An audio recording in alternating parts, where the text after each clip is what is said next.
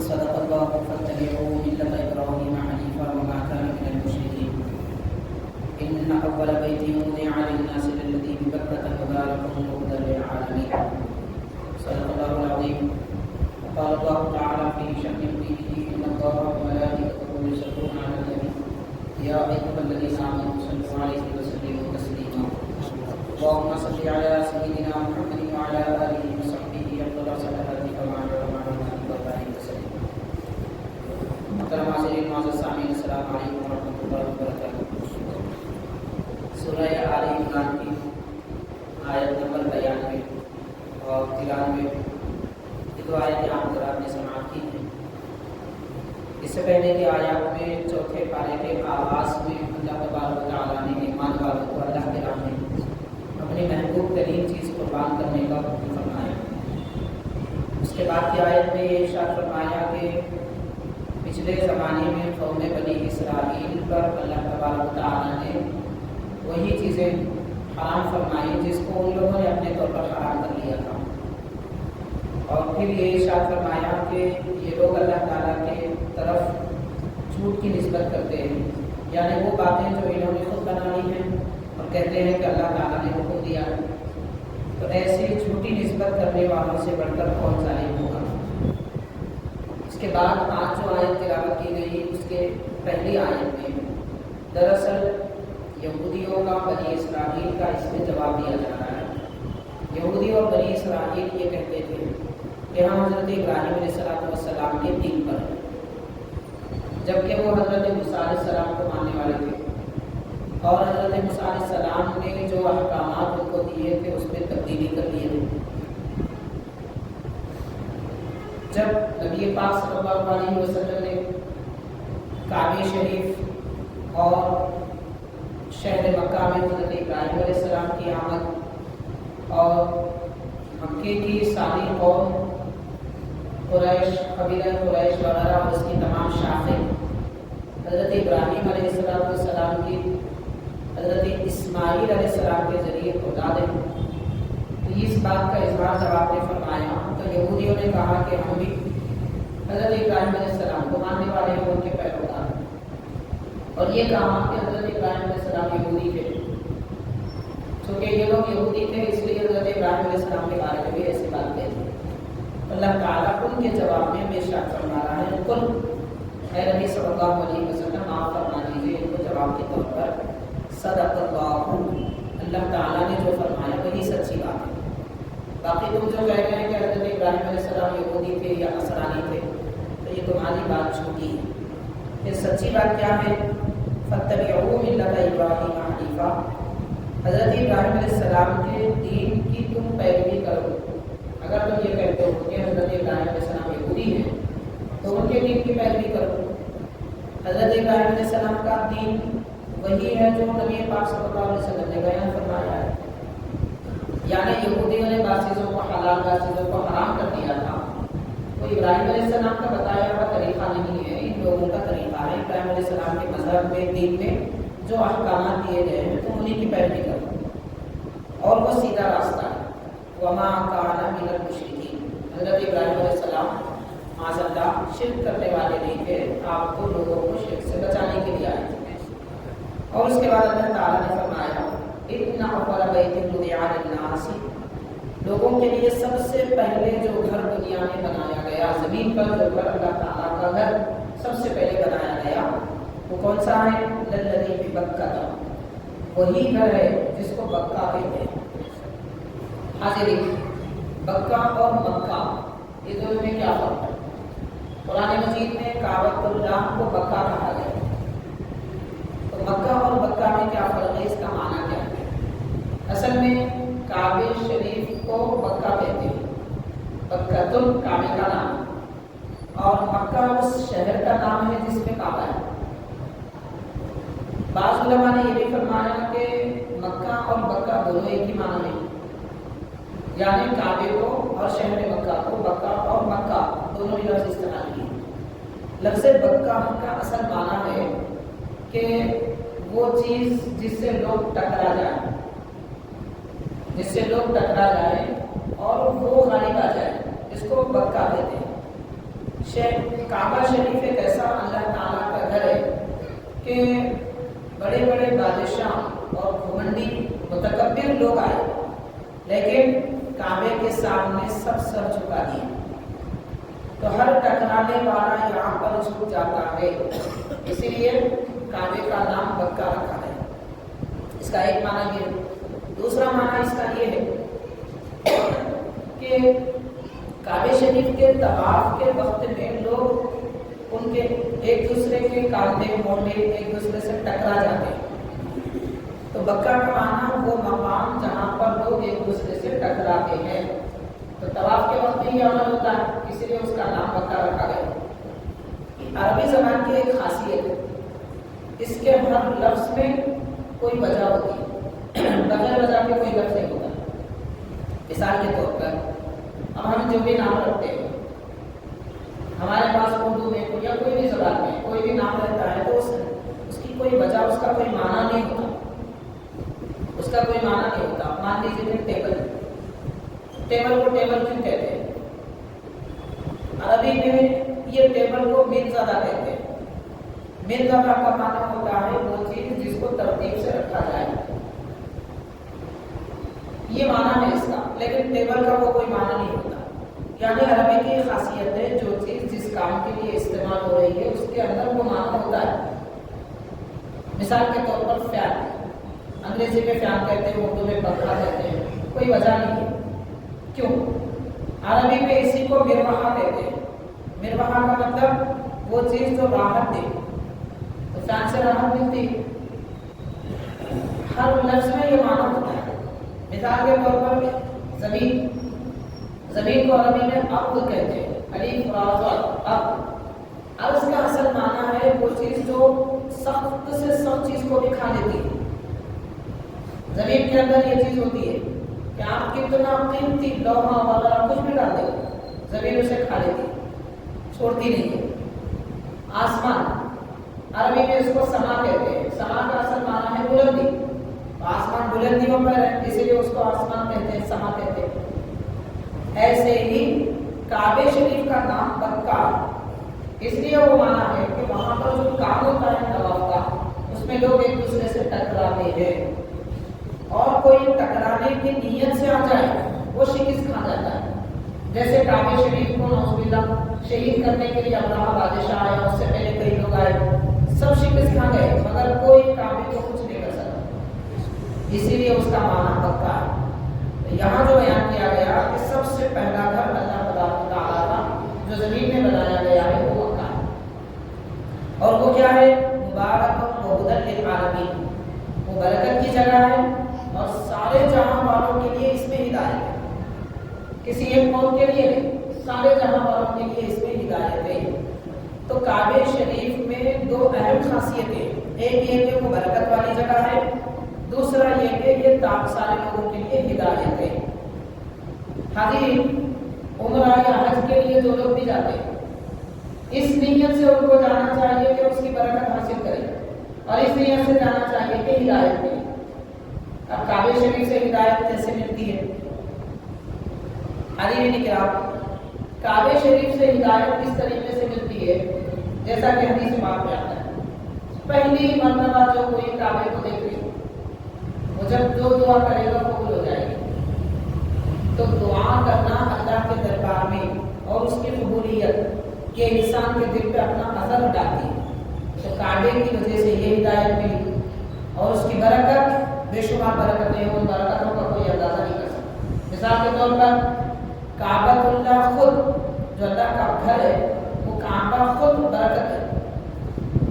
کتنی برکت؟ نبی پاک صلی اللہ علیہ وسلم نے ارشاد فرمایا کہ کعبہ شریف میں حرم محترم میں ایک نماز پڑھنا باقی دوسرے مقامات پر دوسری مسجدوں میں 1,00,000 نماز پڑھنے کے برابر ہے۔ حرم شریف کی ایک نماز 1,00,000 نمازوں کے برابر ہے۔ پھر یہ بھی ارشاد فرمایا کہ اس کے بعد مسجد نبوی میں حضور نے فرمایا میری مسجد میں ایک نماز پڑھنا 50,000 نمازوں کے برابر ہے۔ اور بیت المقدس مسجد اقصیٰ میں ایک نماز پڑھنا 25,000 نمازوں کے برابر ہے۔ یہ حرم شریف کی برکت ہے کہ وہاں کی ایک نماز 1 لاکھ کے برابر اور وہاں کی ہر نیکی 1 لاکھ کے برابر. مثال کے طور پر اگر کوئی اپنے مقام پر قرآن شریف کا ایک حرف پڑھے، بے وضو پڑھے تو 10 نیکیاں، باوضو پڑھے تو 50 نیکیاں، اور نماز میں پڑھے تو ہر حرف کے بدلے میں 100 نیکیاں. اب یہ 100 کو آپ حرم میں لے جائیں، وہاں کی ایک نیکی 1 لاکھ کے برابر ہے، تو وہاں حرم میں نماز میں قرآن مجید ایک حرف کوئی پڑھے تو 100 لاکھ کے برابر ثواب. یہاں 100 کے برابر ہے تو وہاں 100 لاکھ کے برابر ہے. اب جتنے نیکیاں، جتنے حروف پڑھیں گے اتنی نیکیاں بڑھتی جائیں گی. خیرات کا وہی حال. البتہ بعض علماء نے فرمایا حرم میں گناہ کا بھی وہی حال، یعنی ایک گناہ کریں گے تو اتنے گناہوں کا بدلہ ملے گا. گناہ بھی اتنا وہاں پر شدید ہے اور نیکی کی بھی اتنی برکت ہے. تو بہرحال حرم شریف کعبہ مقدسہ برکت کی جگہ ہے. اللہ تعالیٰ نے اس کو برکت کا مقام قرار دیا ہے. اب یہاں ایک بات یہ ہے کہ کیا دنیا میں سب سے پہلے کعبہ شریف بنایا گیا؟ بعض روایت میں بعض علماء کرام نے، صحابہ کرام حضرات نے مروی روایتیں ہیں، اور بعض حضرات نے فرمایا کہ کعبہ شریف سے پہلے بھی مکانات بنے تھے، کعبہ شریف سے پہلے بھی مکانات بنے تھے، لیکن اللہ کی عبادت کے غرض سے، رب کی عبادت کے غرض سے جو گھر بنایا گیا وہ کعبہ ہے سب سے پہلا. یعنی انسان اپنے رہائش کے لیے مکان بنا لیے تھے، لیکن کعبہ جو بنایا گیا یہ اللہ کی عبادت کے لیے جو گھر بنایا گیا وہ سب سے پہلا ہے. حاضرین، یہ بھی حدیث شریف میں آتا ہے، نبی پاک صلی اللہ علیہ وسلم سے عرض کیا گیا کہ حضور تفسیر الخازن میں ہے، تفسیر البیان میں حدیث پاک منقول ہے. نبی پاک صلی اللہ علیہ وسلم سے عرض کیا گیا سب سے پہلے دنیا میں کون سا گھر بنایا گیا؟ پیارے آقا صلی اللہ علیہ وسلم نے فرمایا کعبۃ اللہ، اللہ کا گھر سب سے پہلے زمین پر بنایا گیا. پھر عرض کیا گیا حضور بیت المقدس. تو سرکار دو عالم صلی اللہ علیہ وسلم نے ارشاد فرمایا کہ کعبے کے 2000 سال بعد بیت المقدس ہے. کعبہ شریف کے 2000 سال بعد بیت المقدس بنا، اور انسانوں میں سب سے پہلے کعبہ شریف کی عمارت حضرت آدم علیہ السلام نے بنائی. حاضرین، روایتوں میں آتا ہے کعبے کا بانی اللہ تعالیٰ ہے، مطلب اس کا حکم فرمانے والا، حقیقت میں بنانے کا حکم دینے والا اللہ تبارک تعالیٰ ہے. اور کعبے کا جو پلان ہے انجینئر کے ذریعے ہوتا ہے. روایت میں بات آتا رہتا ہے حضرت جبریل علیہ السلام نے کعبے کا پلان حضرت آدم علیہ السلام کو بتایا، اور حضرت آدم علیہ السلام اس کی تعمیر کرنے والے. یہ روایت میں آتا ہے. بعض روایتوں میں آتا ہے کہ انسان کے بنانے سے پہلے بھی تقریباً حضرت آدم علیہ السلام کے زمین پر آنے سے 2000 سال پہلے، انسان کے زمین پر آنے سے 2000 سال پہلے فرشتوں نے کعبے کی تعمیر کی، اور وہی فرشتے کعبے کے زیارت کرتے تھے، اس کا طواف کرتے تھے. حضرت آدم علیہ السلام جب زمین پر آئے تو آپ کو تنہائی محسوس ہوئی، کیونکہ حضرت حوا علیہ السلام کہاں ہیں اس کا پتہ نہیں تھا. اللہ تعالیٰ نے حضرت آدم کو بھی زمین پر اتارا، حضرت حوا کو بھی اتارا، دونوں بھی ایک دوسرے سے ملاقات نہیں کیے تھے. اس لیے حضرت آدم علیہ السلام نے اللہ کے دربار میں اس کیا پروردگار کہ مجھے وحشت ہو رہی ہے. وحشت عربی لفظ ہے، یہ دنیا کی ہماری اردو کی وحشت مراتی ہے. وحشت کا اصل معنی ہوتا ہے تنہائی میں رہنا. تو تنہائی کی وجہ سے جو بات دل میں آتی ہے اس کو وحشت کہتے ہیں. تو وحشت کا مطلب ڈر خوف نہیں. اردو میں ہم کہتے ہیں وحشت، وہ ڈر خوف کے معنی ہوتا ہے. عربی کا وحشت کو معنی بھی نہیں دیتا. حضرت آدم علیہ السلام نے جب عرض کیا تو رب تعالیٰ نے فرمایا اے آدم آپ کو انس حاصل ہو جائے گا، محبت ہو جائے گی، وحشت دور ہو جائے گی، آپ ہمارے گھر کی بنا رکھیں گے، کعبہ بنائیں. تو پتہ چلا کعبے میں رہنے والے کو، حرم میں رہنے والے کو کبھی تنہائی محسوس نہیں ہوتی، کیونکہ کعبہ اللہ کا ایسا گھر ہے لوگوں کے دلوں کو اپنی طرف کھینچ لیتا ہے. یہی وجہ ہے کہ دنیا میں سب سے زیارت کے لیے جس مقام پہ لوگ جاتے ہیں وہ کعبہ ہے. باقی کوئی ایک جگہ بھی ایسی نہیں ہے جہاں پر اس تعداد میں لوگ جاتے ہیں اور اس کثرت سے جاتے ہیں وہ جس کا طواف کرتے ہیں. وہ صرف کعبہ شریف ہے. کعبے کے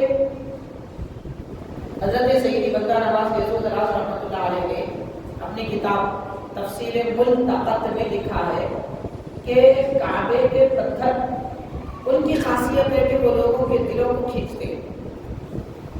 کعبے کے پتھر کی خاصیت ہے کہ وہ لوگوں کے دلوں کو کھینچتے ہیں. اسی لیے کعبہ چھوڑ کر واپس آتے وقت میں لوگ بے اختیار رو دیتے ہیں. اور ہر وہ آدمی جو کعبے کی زیارت کیا ہے اس کو اندازہ ہے بے اختیار کتنا رونا آ جاتا ہے، کیونکہ دل اس سے مانوس ہو چکا ہے. جیسے کوئی محبوب اپنے محبوب سے جدا ہوتا ہے تو روتا ہے، کعبے سے دور ہونے والے بھی ایسے ہی ہوتے ہیں. یہ کعبے کی محبت کی علامت ہے. کعبے کے پتھر میں یہ خاصیت ہے. یہ لکھ کر حضرت بندہ نواز رحمۃ اللہ علیہ نے کعبے کے بارے میں جو فرمایا، اس سے اب آپ اندازہ کریں کہ بعض بزرگوں نے یہ بھی ارشاد فرمایا. پھر غور کریں کہ حضور نبی کریم صلی اللہ علیہ وسلم معراج کی رات میں اللہ کے دربار میں تشریف لے گئے اور واپس تشریف نہ آئے، تو کیا حضور کے قلب مبارک میں اللہ تعالیٰ سے بڑھ کر کسی کی محبت ہوگی؟ ہرگز نہیں. اس کے باوجود امت کی خاطر نبی پاک صلی اللہ علیہ وسلم اللہ تعالیٰ کے دربار سے پھر دوبارہ امت کے لیے زمین پر تشریف لائے. تو یہ بڑے کمال کی بات ہے. بہرحال حاضرین کرام، کعبے کی خاصیت ہے کہ وہ لوگوں کو اپنی جانب کھینچتا ہے. یہ مقدس مقام حضرت آدم علیہ السلام کے انس کے لیے، حضرت آدم علیہ السلام کا دل لگنے کے لیے اللہ تعالیٰ نے کعبہ بنانے کا حکم فرمایا. 2000 سال پہلے فرشتے بنا دیے تھے، بعد میں حضرت آدم علیہ السلام نے دوبارہ بنایا. حاضرین، اب اس کی تفصیل وضاحت جو مفسرین حضرات نے اور کعبے کی تاریخ لکھنے والے حضرات نے لکھی ہے، اس میں یہ بھی ذکر کیا جاتا ہے کہ حضرت آدم علیہ السلام کے بعد حضرت نوح علیہ السلام کے زمانے میں طوفان آیا. حضرت نوح علیہ السلام حضرت آدم علیہ السلام کے بعد تقریباً 1500 سال کے عرصے کے بعد آپ پیدا ہوئے. حضرت نوح علیہ السلام 1500 سال کے عرصے کے بعد پیدا ہوئے. 1000 سال تو حضرت آدم علیہ السلام کی عمر شریف تھی. حضرت نوح علیہ السلام غالباً 3 واسطوں میں حضرت آدم علیہ السلام کے شہزادے ہیں. پھر نوح علیہ السلام کی عمر شریف 1000 سال، تو گویا 2500 سال کے بعد یا 2500 سال کے بیچ میں طوفان نوح آیا. نوح علیہ السلام کا طوفان آیا. جب طوفان نوح آیا، اللہ تبارک و تعالیٰ نے کعبے کو آسمان میں اٹھایا. کعبے کی جو تعمیر تھی وہ تعمیر آسمان میں اٹھائی. کیوں اٹھائی؟ اس لیے کہ حضرت نوح علیہ السلام کا جو طوفان تھا وہ عذاب کی شکل میں آیا تھا. عذاب کی شکل میں آیا تھا اور ساری زمین ڈوب گئی تھی. کعبے کی عمارت اگر وہاں ہوگی تو وہ طوفان وہاں نہیں آ سکتا، اس لیے کہ کعبے کے حرم میں عذاب نہیں آتا. حرم میں عذاب نہیں آتا، اس لیے اللہ تعالیٰ نے کعبے کی عمارت اٹھائی. پھر وہ پانی آیا اور چلا گیا، رکا نہیں وہاں پر، اس مقام پر نہیں رکا، آیا اور چلا گیا. پھر حضرت نوح علیہ السلام نے دوبارہ کعبے کی تعمیر کی. اس کے بعد حاضرین پھر کعبے کے جو نشانات تھے وہ مٹ گئے. حضرت ابراہیم علیہ السلام کے زمانے تک وہ نشانات مٹے تھے. حضرت آدم علیہ السلام سے حضرت ابراہیم علیہ السلام کے درمیان کئی ہزار سال کا فرق ہے. پھر جب دوبارہ حضرت ابراہیم علیہ السلام نے جبریل علیہ السلام کے نشان بتانے پر کہ کعبہ اس مقام پر ہے، آپ نے کعبے کی دوبارہ تعمیر فرمائی. اس وقت سے لے کر آج تک کعبہ اپنی جگہ اپنی عمارت کے ساتھ موجود ہے. فرق اتنا ہے کہ مرمت ہوتی رہی، جسے ہم داغدوزی وغیرہ کہتے ہیں، اور بعض اوقات پتھر نکال کر بھی وہی پتھر رکھے گئے. کعبے کے پتھر نہیں بدلے، جو حضرت ابراہیم علیہ السلام نے رکھے تھے وہی پتھر ہے. بعض پتھر اضافہ ہوئے لیکن پتھر بدلے نہیں تھے. تو یہ خاصیت ہے کعبہ شریف کی. اب اس میں برکت کیا ہے؟ حاضرین، قرآن مجید آگے یہ فرماتا ہے اسی آیت پاک میں، آگے کی ایک دو آیتوں میں ہم کو ملتا ہے وَمَنْ دَخَلَهُ كَانَ آمِنًا، جو حرم کعبہ میں داخل ہو جائے وہ محفوظ ہے۔ حضرت امام اعظم ابو حنیفہ رحمۃ اللہ علیہ نے فرمایا شریعت اور دین کا یہ قانون ہے کہ اگر کوئی جرم کرے، مانا چوری کرے تو ہاتھ کاٹنے کا حکم ہے، کسی کو قتل کر دے تو بدلے میں قتل کرنے کا حکم ہے۔ حکومت اس وقت کے جو خلیفہ بادشاہ کے اسلامی سلطنت کے ان کو یہ حکم ہوگا۔ تو حاضرین، اگر کوئی ایسا مجرم حرم کعبہ میں داخل ہو جائے حدود حرم میں، تو پھر اسے سزا نہیں دی جائے گی۔ وَمَنْ دَخَلَهُ كَانَ آمِنًا، قرآن مجید کہتا ہے کہ جو کعبے میں داخل ہو گیا، حرم میں داخل ہو گیا، وہ محفوظ ہے، اللہ تعالیٰ کی طرف سے اسے کوئی سزا نہیں دی جائے گی۔ البتہ امام اعظم ابو حنیفہ رحمۃ اللہ علیہ فرماتے ہیں کہ اس آدمی سے جو مجرم اندر داخل ہو چکا ہے، کاروبار نہیں کیا جائے گا، نہ اسے کوئی چیز بیچی جائے گی، نہ اسے کوئی چیز خریدی جائے گی، اور اسے مجبور کیا جائے گا کہ وہ حرم سے نکل جائے۔ جب حرم سے نکلے تب قید کر کے سزا دی جائے گی، مگر حرم میں سزا نہیں دی جاتی، یہ قانون ہے اسلام کا۔ تو جو آدمی داخل ہو جائے، مجرم بھی کیوں نہ ہو، وہ محفوظ ہے۔ ماشاء اللہ، نیک آدمی اگر حرم میں داخل ہو جائے، عبادت گزار حرم میں داخل ہو جائے، تو پھر کتنا محفوظ نہیں ہوگا۔ تو حاضرین کرام، یہ کعبہ شریف کی برکت ہے۔ کعبے کی برکت یہ بھی ہے کہ اس میں حجر اسود ہے، ملتزم ہے، حتیم ہے۔ حتیم دراصل کعبہ شریف کا ہی حصہ ہے، لیکن درمیان میں کعبے کے اتنے حصے کو چھوڑ کر دیوار تھوڑی چھوٹی کر دی گئی اور وہ حصہ باہر رکھ دیا گیا، اس کو کعبے کا ہی حصہ باہر چھوڑ دیا گیا۔ کیوں چھوڑا گیا؟ تاکہ کعبے کے اندر جو لوگ نماز نہیں پڑھ سکتے وہ حتیم میں پڑھ کے کعبے میں نماز پڑھنے کا ثواب حاصل کریں، اس لیے اس حصے کو چھوڑا گیا ہے۔ اس لیے حتیم میں نماز پڑھنے کی بھی فضیلت، کعبے کے اندر نماز پڑھنے کی فضیلت ہے۔ حضور نبی کریم صلی اللہ علیہ وسلم بسا اوقات کبھی کبھار کعبے کے اندر تشریف لے جا کر کے نماز ادا فرماتے تھے۔ ایک راوی فرماتے ہیں میں نے دیکھا نبی پاک صلی اللہ علیہ وسلم کعبے کے اندر تشریف لے گئے، باہر جب تشریف لائے تو حضرت بلال رضی اللہ تعالیٰ عنہ بھی آئے۔ تو آپ فرماتے ہیں میں نے حضرت بلال سے پوچھا حضور کہاں نماز پڑھے؟ کہاں نماز پڑھے کا مطلب کیا؟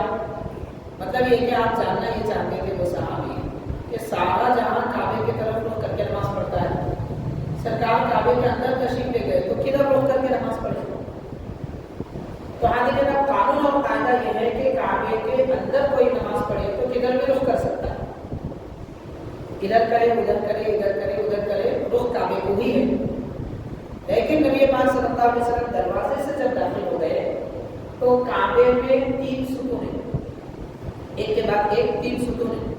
حضور پاک صلی اللہ علیہ وسلم اس جگہ کھڑے ہوئے کہ آپ کے سیدھے جانب ایک ستون تھا، بائیں طرف 2 ستون تھے، اس مقام پر آپ کھڑے ہو کر قیام فرما ہو کر نماز ادا فرمائے۔ مطلب یہ کہ کعبے کے دروازے کے سامنے والی دیوار کی طرف حضور نے رخ فرمایا، یہ اس حدیث سے بات سے ثابت ہوتا ہے۔ البتہ حتیم میں جو لوگ جا رہے ہیں، کعبے کے باہر والا حصہ جو باؤنڈری ہے اس کے اندر نماز پڑھ رہے ہیں تو کعبے کی طرف رخ کر کے ہی پڑھنا ہے، 3 طرف رخ کر کے نہیں پڑھ سکتے۔ کعبے کی دیوار جس طرف ہے ادھر رخ کر کے، یعنی میزاب رحمت جو کعبے کا پرنالہ اس کی طرف رخ کر کے نماز پڑھنا ہے۔ حاضرین کرام، حجر اسود میں کعبے کی برکت ہے، مبارک کہا گیا کعبہ شریف کو۔ تو برکت کیسی ہے؟ ایسی برکت ہے، حدیث پاک میں آتا ہے اللہ تعالیٰ نے مقام ابراہیم اور حجر اسود اور یہ 2 پتھروں کو حضرت آدم علیہ السلام کے ساتھ زمین پر اتارا۔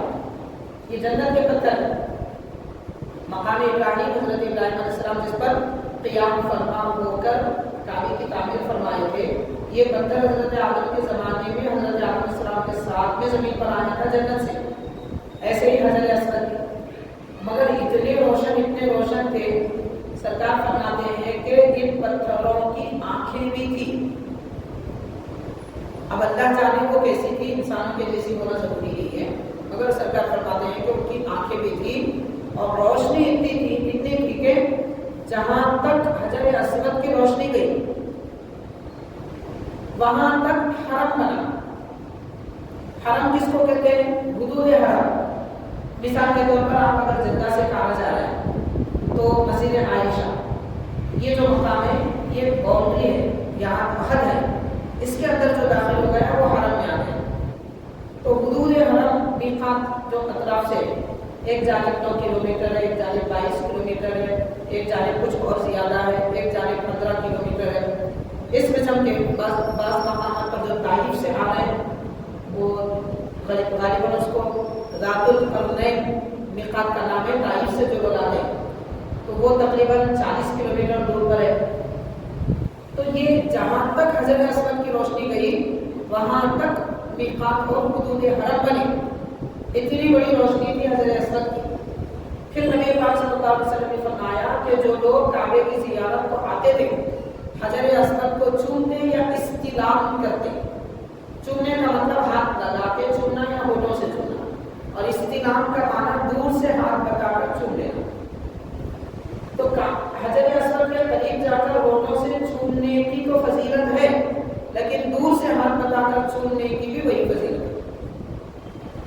اس لیے علماء کرام فرماتے ہیں حج وغیرہ کے موقع پر لوگوں کو دھکیل کے اور ایک دوسرے کی گردن میں پاؤں رکھ کے قریب جا کر لوگوں کو تکلیف دینے سے بہتر ہے کہ دور کھڑے رہ کر ہی ہاتھ سے استلام کر لیں۔ چومنے والے کے گناہ جیسے حجر اسود چوس لیتا ہے، دور سے ہاتھ بتانے والے کے بھی گناہ ویسے ہی حجر اسود کھینچ لیتا ہے۔ تو لوگوں کے گناہ کھینچتے کھینچتے حجر ابیض تھا، ابیض کا مطلب سفید، تو وہ سفید پتھر تھا لیکن لوگوں کے گناہ چوستے چوستے حجر اسود بن گیا، کالا بن گیا، اس لیے اس کا نام حجر اسود رکھا ہے، ورنہ وہ حجر ابیض تھا۔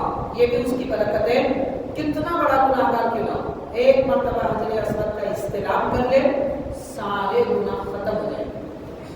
کعبے کا طواف کرنے والے کے گناہ معاف، ملتزم کو چھونے والے کے گناہ معاف، مقام ابراہیم کے پاس نماز پڑھنے والے کے گناہ معاف۔ یہ ساری برکتیں ہیں کعبۃ اللہ۔ اور برکتیں حدیث بخاری شریف کی حدیث بات ہے، حضرت ابراہیم علیہ السلام کے بارے میں پہلے بارے میں آپ حضرات نے سنا کہ حضرت ابراہیم علیہ السلام نے جب کعبے کی تعمیر فرمائی اللہ کے دربار میں دعا کی کہ اللہ اس میں برکت عطا فرما، رب اجعل هذا البیت مبارکۃ، اے اللہ اس گھر کو، اس شہر مبارک بنا، برکت والا بنا۔ نبی پاک صلی اللہ علیہ وسلم نے دعا فرمائی اے اللہ شہر مکہ کو اور شہر مدینہ دگنی برکتیں عطا فرما۔ تو سرکار نے جب یہ دعا فرمائی، آج بھی شہر مکہ اور مدینہ میں یہ خاصیت ہے کہ دنیا بھر کا رزق یہ دو مقامات پہ مل جاتا ہے۔ آپ وہاں پہنچ جائیے، جس ملک کا جو پھل کھانا چاہتے ہیں، جو دانہ کھانا چاہتے ہیں وہ وہاں مل جائے۔ سارے جہاں ساری زمین کی برکتیں سمیٹ کر کعبہ شریف مکہ شریف اور مدینہ پاک میں آ جاتی ہے، کیونکہ حضور پاک صلی اللہ علیہ وسلم نے ان مقامات کے لیے برکت کی دعا فرمائی ہے۔ تو یہ برکت انسان کے جسم کی بھی برکت ہے اور دین کی بھی برکت ہے، یہ دونوں برکتیں اس مقام پہ موجود ہے۔ اس لیے اللہ تعالیٰ نے فرمایا کہ مکہ اور کعبہ برکت والا ہے، مبارک ہے۔ اور ہدایت ہے سارے عالم والوں کے لیے۔ پھر فرمایا فیہ آیات بینات مقام ابراہیم، اور اس گھر میں کعبۃ اللہ میں بہت سارے ایسے مقامات ہیں جو نشانیاں ہیں، اور حضرت ابراہیم علیہ السلام کا مقام بھی یہاں پر موجود ہے۔ مقام ابراہیم کا یہاں ذکر کیا گیا۔ مقام ابراہیم کے بارے میں جیسا کہ آپ حضرات نے سنا کہ وہ جنت کا پتھر ہے۔ اس پتھر کی خاصیت کیا ہے؟ کہ پتھر ہے مگر اس دور میں الیکٹرانک مشین بھی وہ کام نہیں کرتی جو مقام ابراہیم کو پتھر کام کرتا ہے۔ کیسے؟ روایتوں میں آتا ہے حضرت ابراہیم علیہ السلام اس پتھر پر کھڑے رہ کر کعبے کی دیوار بناتے، اس مقام پر جہاں آپ کھڑے ہیں وہاں پر پتھر لگاتے۔ اب آپ کو پتھر لینا ہے تو وہ پتھر آپ پتھر لے کر مقام ابراہیم پہ کھڑے ہو جاتے تو وہ اونچا ہو جاتا، لفٹ کا کام کرتا ہے۔ آپ پتھر رکھتے تھے پھر وہ پتھر نیچے ہو جاتا، آپ اٹھا لیتے پھر دوسرا پتھر، پھر یہ اوپر ہو جاتا۔ بازو ہٹنے کی بات آتی تو پتھر خود بخود ہٹ جاتا، ہٹانے کی ضرورت نہیں پڑتی۔ یہ خاصیت ہے مقام ابراہیم کی، یعنی ایک سمجھدار انسان بھی وہ کام نہیں کر سکتا نبی کے حکم پر جو پتھر کیا کرتا تھا۔ تو یہ خاصیت ہے مقام ابراہیم کی، اسی لیے اس مقام پر عمرے یا پھر حج کے طواف کے بعد میں 2 رکعت نماز پڑھنے کا حکم ہے۔ تو مقام ابراہیم بھی ہے، ومن دخلہ کان آمنا، حرم کعبہ میں جو آدمی داخل ہو گیا وہ محفوظ رہا۔ وللہ علی الناس حج البیت من استطاع الیہ سبیلا، اور کعبۃ اللہ کا حج کرنا لوگوں پر فرض ہے، لیکن اللہ تعالیٰ کے لیے حج ادا کرنا لوگوں کے لیے نہیں ہے۔ اب دیکھیے کہ لوگ جو بھی حج کرتے ہیں ان کے نام کے ساتھ میں حاجی نہ لکھے تو ناراض ہو جاتے ہیں، کوئی حاجی صاحب کو نہیں بولے تو ناراض ہو جاتے ہیں۔ حاجی کرام حج اللہ کے لیے کیے تو لوگ بولے نہ بولے اس سے کیا غرض ہے؟ اور حج ایک ایسی عبادت ہے جہاں پہ ریاکاری زیادہ ہوتی ہے، اس لیے ہم دیکھتے ہیں حج کو جانے والے جاتے ضرور ہیں لیکن اپنے حج کا ڈھنڈورا پھرتے ہیں، ہم حج کو جا رہے ہیں، حج کو جا رہے ہیں، حج کو جا رہے ہیں۔ اب حج کو جانے سے پہلے دعوتیں، حج سے آنے کے بعد میں دعوتیں، سارا وقت دعوتوں میں ختم ہو جاتا ہے، نہ مسائل سیکھ سکتے نہ وہاں کی کوئی تفصیل معلوم ہو جاتی ہے۔ جتنا وقت یہ دعوتوں میں کٹ رہا ہے حج عمرے سے پہلے، اتنا وقت اگر کتابوں کے پڑھنے میں، عالموں کی صحبت میں اور عمرہ حج وغیرہ کے مسائل معلوم کرنے میں، ذکر میں اور توبہ استغفار میں گزرتا تو کتنا اچھا ہوتا ہے۔ لوگوں کو بتانا چاہیے کہ حج کر رہے ہیں، عمرہ کر رہے ہیں، تاکہ لوگ بھی گزارشیں کریں، لیکن اس کا یہ معنی نہیں ہے کہ ڈھنڈورا پیٹتے رہے، سب کو بولتے رہے جو آئے ملے، جو چاہے ملے۔ بہرحال حاضرین کرام، ریاکاری اس میں زیادہ ہوتی ہے، اسی لیے اللہ تعالیٰ نے فرمایا حج کرنا فرض ہے لیکن اللہ کے لیے کرو، کسی اور کے لیے نہیں۔ وللہ، اللہ کے لیے حج کیا جائے، اور فرمایا اس آدمی پر حج کرنا فرض ہے جو وہاں تک جانے کی طاقت رکھتا ہے، کعبۃ اللہ تک پہنچنے کی طاقت ہے تو حج فرض ہے۔ طاقت کس قسم کی؟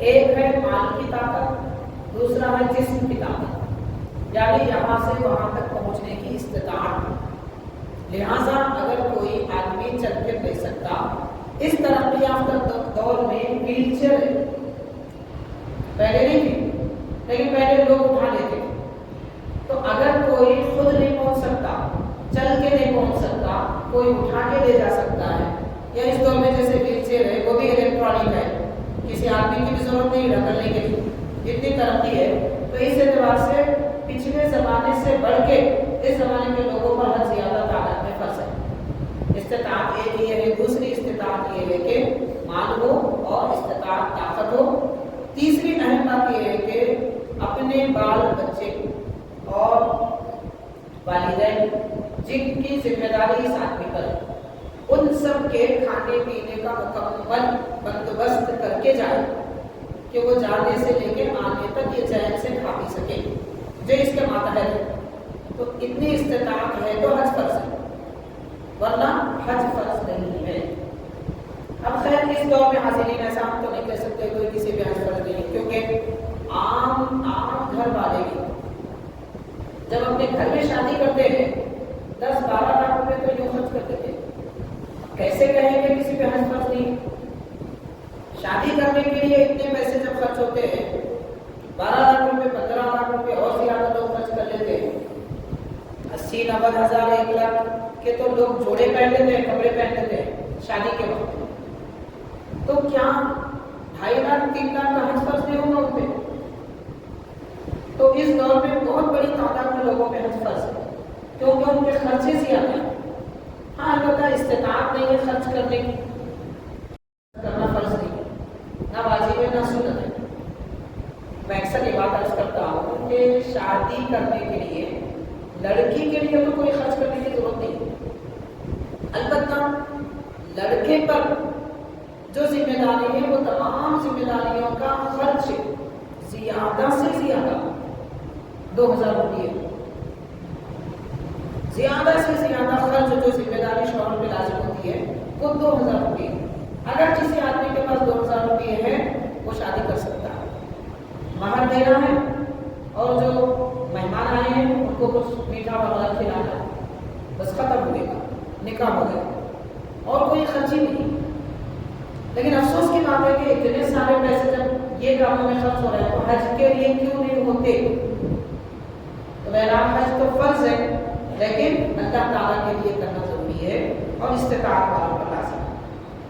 ومن کفر فإن اللہ غنی عن العالمین، اور جو لوگ انکار کریں حج کا، اللہ تعالیٰ فرما رہے ہیں اللہ تعالیٰ تمہارا محتاج نہیں ہے، تمہارے حج کی اس کو ضرورت نہیں ہے، تم حج کریں گے تو تم کو فائدہ ہوگا، دنیا سنبھلیں گے آخرت کریں گے، اور واقعتاً حج کرنے سے مال و دولت میں زندگی میں بھی برکت آتی ہے، پیسہ خرچ ضرور ہوتا ہے مگر اللہ تعالیٰ اور برکتیں عطا فرماتا ہے۔ حج کو جانے سے پہلے والی اور حج سے آنے کے بعد والی زندگی میں اتنا فرق ہوتا ہے جتنا کہ روشنی اور اندھیرے میں ہوتا ہے، رات اور دن میں ہوتا ہے، بہت فرق ہوتا ہے، اسی لیے اللہ نے استطاعت دی ہے تو حج کر دینا چاہیے۔ اللہ تعالیٰ ہماری عبادتوں کا محتاج نہیں، رب تعالیٰ فرماتا ہے قل یا اہل الکتاب لم تکفرون بآیات اللہ واللہ شہید علی ما تعملون، کہ اے کتاب والو، اہل کتاب یعنی یہودی اور عیسائیوں، تم اللہ تعالیٰ کی آیتوں کا کیوں انکار کرتے ہو جبکہ اللہ تعالیٰ وہ ساری چیزوں کو جانتا ہے جو تم عمل کرتے ہو، یعنی تمہارے دل میں جو باتیں ہیں اللہ تعالیٰ جانتا ہے، تم اللہ تعالیٰ کو جھٹلا نہیں سکتے، اس کا انکار نہیں کر سکتے۔ تو یہ چند آیتیں ہیں سورہ آل عمران کی، 92 سے لے کے تقریباً آیت 96 تک آپ حضرات نے 4 آیتوں کی وضاحت وغیرہ سماعت کی ہے۔ اللہ تعالیٰ سے دعا ہے کہ جو کچھ ہم نے قرآن مجید کے بارے میں پڑھا سنا ہے اس پر عمل